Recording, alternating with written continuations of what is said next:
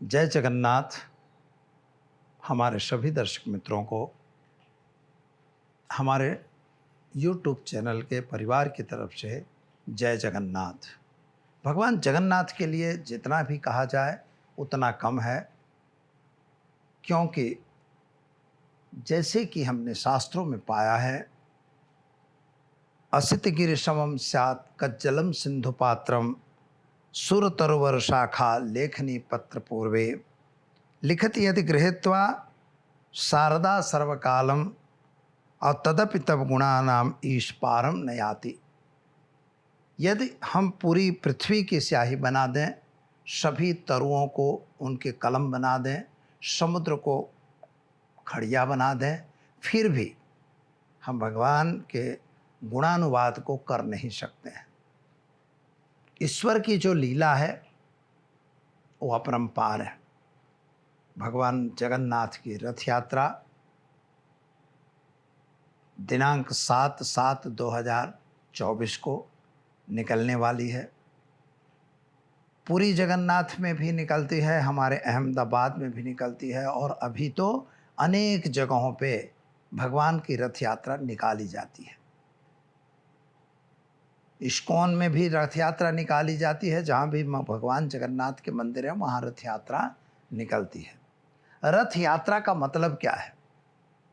तो ऐसा कहता है कि जगन्नाथ स्वामी नयन पथगामी भवत में, भगवान जगन्नाथ जो हैं वो नयन पथगामी होके हमें दर्शन देते हैं, संसार को देखने आते हैं, उनकी प्रजा को निहारने आते हैं, क्योंकि वो राजाधिराज हैं।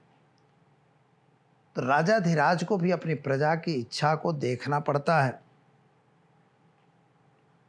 अब इसमें मेन क्या बनता है कि जब हम जगन्नाथ भगवान की बात करते हैं तो वहाँ पर जगन्नाथ स्वामी, बलदाऊ और सुभद्रा, ये तीन बहन मतलब तीन लोग हैं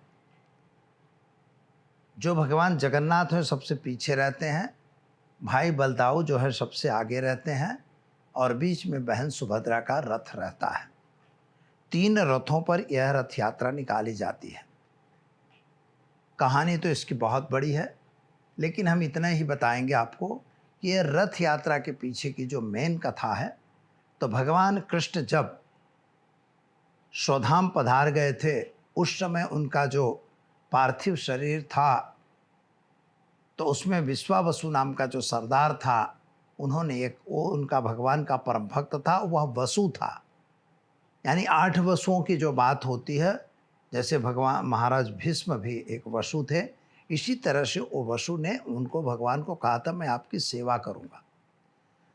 तो उड़ीसा के पास में जो नीलांचल पर्वत है, नीलांचल पर्वत पे माँ भगवान को उन्होंने वो विश्वावसु सरदार ले गया था और गुफा में उनको रख के निरंतर पूजा करते थे। वहाँ के राजा इंद्रद्युम्न को एक बार स्वप्न आता है। स्वप्न में उन्होंने उड़ीसा, उनकी रानी थी, उनसे बात करते हैं और बोलते हैं कि कहीं भी यहाँ भगवान बैठे हैं, उनको हमारे राज्य में लाना है। बहुत उसकी ढूंढा गया लेकिन कहीं मिला नहीं, लेकिन विद्यापति नाम का एक उनका जो सरदार था, दास था, मतलब जो सेनापति था, वो उसको ढूंढने के लिए चल दिया और बिना खाए पिए चलता रहा। कुछ दूर बाद जाने के बाद भगवान का चमत्कार होता है। एक ग्वाल जो गाय चरा रहा था, उसने पूछा कहाँ जा रहे हो? बोले मैं भगवान नीलांचल पर्वत देखने जा रहा हूँ। नीलांचल पर्वत था नहीं, दिखता नहीं था सही लेकिन दिखता नहीं था। तो उन्होंने बोला ये पता नहीं है, लेकिन आप उधर चले जाओ, एक लड़की मिलेगी, वो आपको बता देगी उसका पता। आगे जाते हैं, वो लड़की मिलती है जो विश्वावसु सरदार की लड़की थी। उसने बोला मेरे पिताजी नीलांचल पर्वत पे जाते हैं, तो चलिए। इसीलिए कहा है मित्रों, नीलांचल निवासाय नित्याय परमात्मने बलभद्र सुभद्राश्च जगन्नाथ नमोस्तुते। भगवान जगन्नाथ उसमें है, जगन्नाथाय नमो नमः। तो नीलांचल पर्वत पे भगवान थे। तो वहाँ विद्यापति पहुँचता है और उन्हें उस लड़की को बोलता है, वो लड़की अपने घर ले जाती है। कुछ दिन खाने पीने के बाद उस लड़के को, अच्छा लड़का था, उसने अपने लड़की की शादी कर दी विश्वावसु ने। कुछ दिन रहने के बाद उसने कहा कि अब तो हमें भगवान के दर्शन करा दो, अब तो हम आपके जमाई हो गए हैं। तो वो वहाँ दर्शन करवाने ले जाते हैं। विद्यापति की आँख पे पट्टी बांध देते हैं, लड़की की भी आँख बांध देते हैं, लेकिन विद्यापति एक सैनिक था, तो उसने क्या किया, कुछ सरसों के दाने लेके और थोड़ा थोड़ा डालते डालते वो चला गया। जैसे वो नीलांचल पर्वत के अंदर पहुँचते हैं, देखते हैं, देखने के बाद दर्शन करके फिर पट्टी बांध दी और फिर उनको उठा लाते हैं। कुछ समय के बाद जब वो अपने राज्य में जाते हैं, राजा को बताते हैं। राजा ने कहा चलो हमको चलना है। गए, विश्वावसु सरदार को पकड़ लिया गया और वहाँ जैसे जाते हैं तो एक इतना बड़ा मतलब आवाज़ आती है कि पूरे धड़ाके के साथ जो पूरा पर्वत जो है ज़मीन में धंस जाता है। मूर्ति का कहीं पता नहीं चलता। विश्वावसु सरदार को इन लोगों ने बंदी बना दिया, लेकिन उनको रात में स्वप्न आता है कि राजन, मैं आपके यहाँ समुद्र तट पे जाना और वहाँ पर एक लकड़ी मिलेगी, वह लकड़ी लेके आना। अब देखिए, ये जो जगन्नाथ भगवान है मित्रों, लकड़ी के भगवान हैं।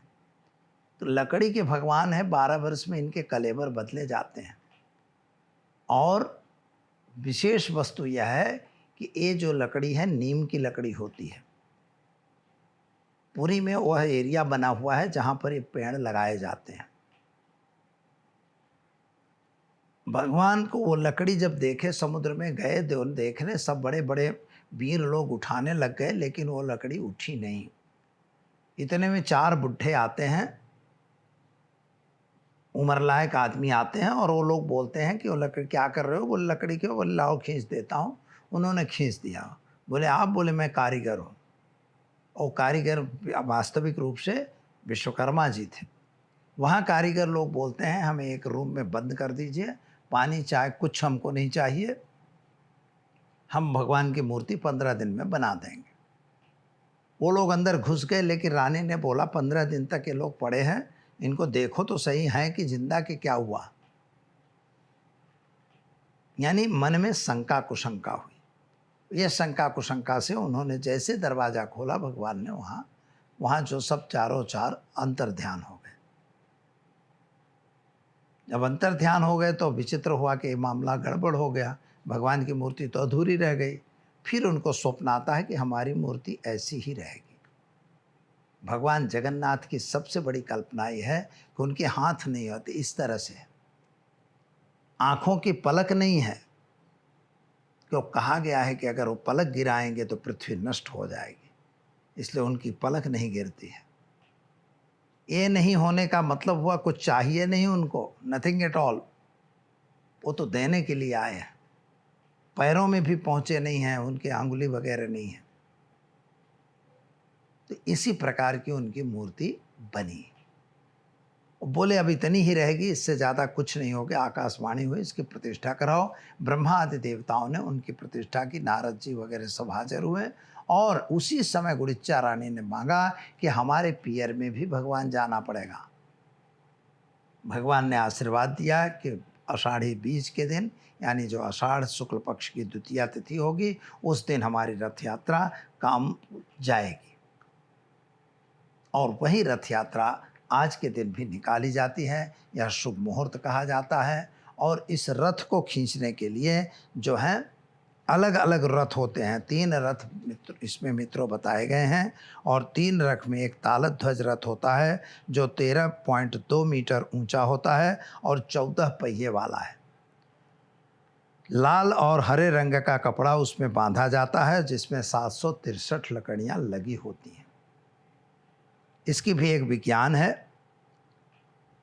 और दूसरा जो रथ होता है वह आप देखिए कि दूसरे रथ को हम कहते हैं तो सुभद्रा जो है वो देवदलन नाम के रथ में बैठती हैं, जो 25 मीटर ऊंचा होता है। और इसमें 12 पहिए लगे होते हैं और 12.9 मीटर ऊंचा होता है। जो देवदलन नाम का रथ है वह देवदलन नाम का रथ सुभद्रा का है, और उसमें इसकी स्थिति यह रहती है। और जिसमें लाल रंग का पत्थर लगाया रहता है, और वह लाल कलर के ध्वज भी बनते हैं।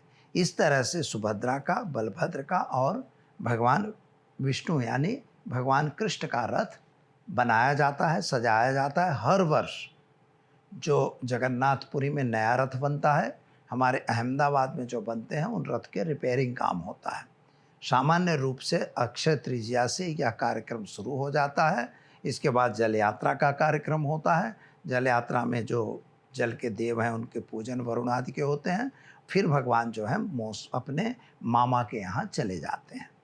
मामा के यहाँ जाने के बाद भगवान की जो गादी होती है वो खाली हो जाती है, वहाँ पर कुछ नहीं रहता और फोटो वगैरह पड़े रहते हैं।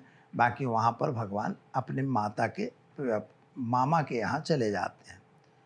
और जिस दिन यह आषाढ़ी बीज होती है उस दिन भगवान यहाँ पर हाजिर होते हैं और उस दिन उनको भोग वगैरह लगा के पूजन वगैरह करके नेत्रांजन वगैरह की क्रियाएं होती है और ये सब क्रियाएं करवा के भगवान का रथ निकाला जाता है।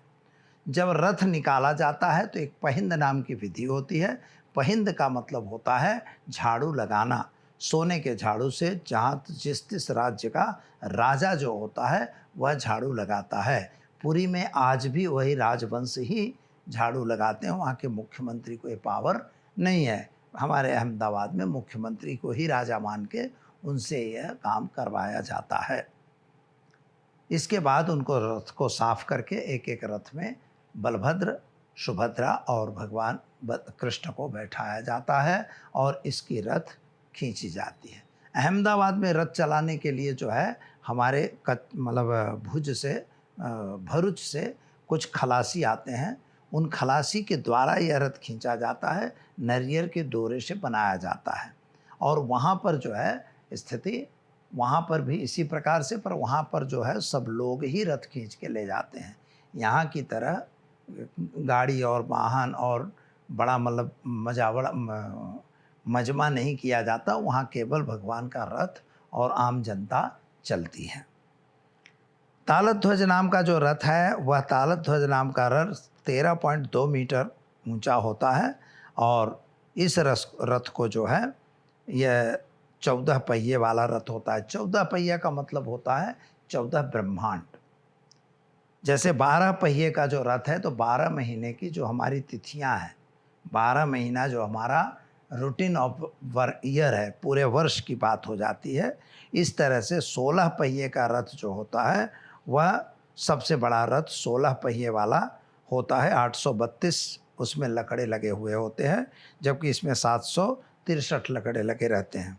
इस तरह से अलग अलग रथ, 3 रथ जो होते हैं तो तीनों 3 गरुड़ ध्वज, कपित ध्वज, ये सब उनके रक्षक होते हैं।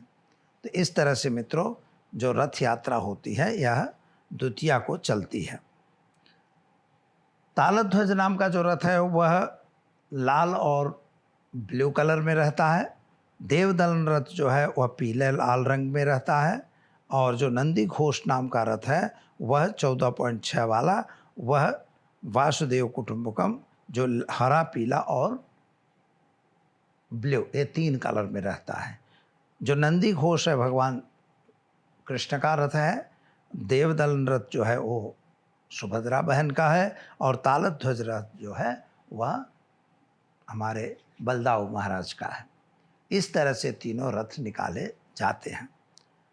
वास्तव में यह जो प्रक्रिया है क्या है, इसके जितने लकड़े होते हैं, एक्चुअली एक वर्ष में जो हमारी श्वास, एक दिन में जितनी श्वास की प्रक्रियाएं होती हैं, जितने सेकंड बने हुए हैं, उन सेकंड की गिनती के हिसाब से ये रथ बने हैं। इनके रथ में लकड़े उतने ही होते हैं जितनी हमारी वो सेकंडें हैं।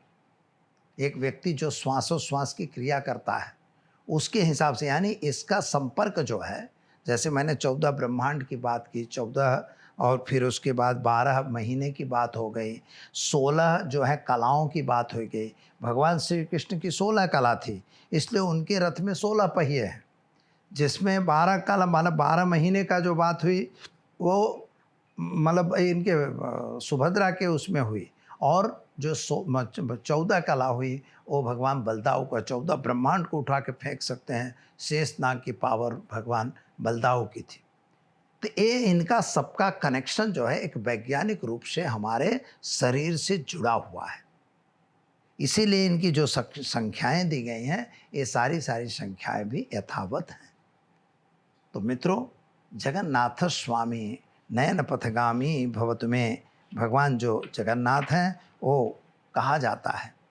कदाचित कालिंदे तट विपिन संगीत करवो, मुधा भीरो नारी बदन कलमल स्वाद मधुपः, रथा रस रमा शंभो ब्रह्मा मरति शोचितं पदो, जगन्नाथ स्वामी नयन पथगामी भवतु मे।